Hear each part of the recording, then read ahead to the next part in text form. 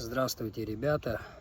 Я нахожусь сейчас в Илырском храме Георгия Победоносца. И вот здесь увидел одну интересную картину. Хочу поделиться с вами. В общем, в стороночке, вот так вот, в углу, я увидел несколько черепиц.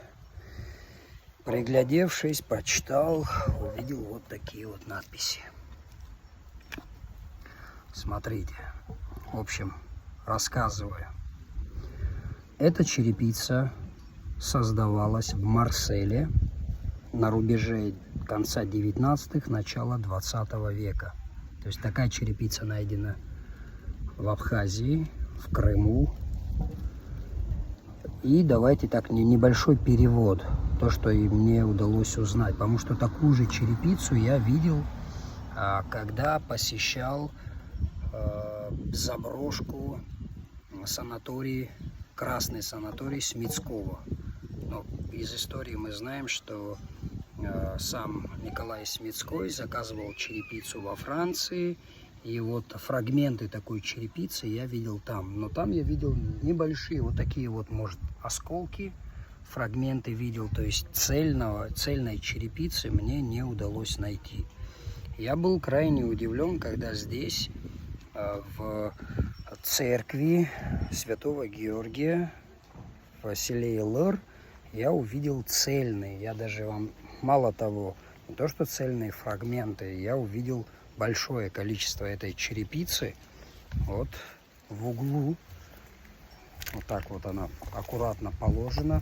Помимо еще черепицы, я еще, смотрите, увидел здесь коньки с той же надписью. Сейчас пойду и переведу, что же черепица обозначает.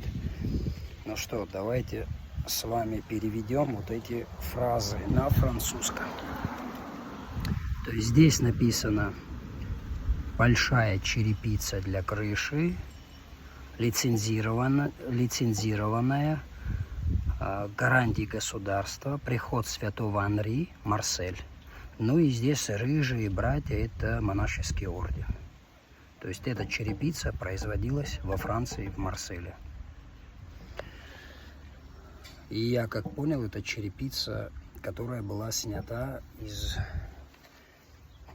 санатория, белого и красного санатория, который построил Николай Смитской.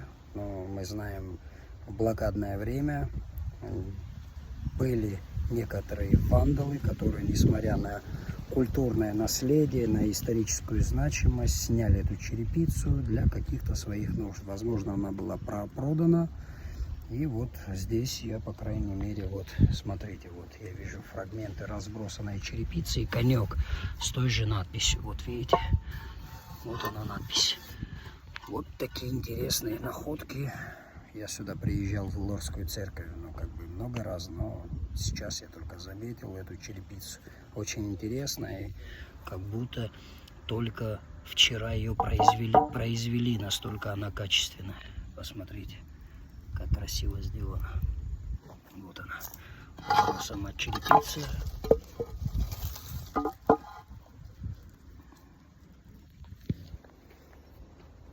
Ну все. Вот история создания черепицы, история вандальского отношения к историко-культурным памятникам.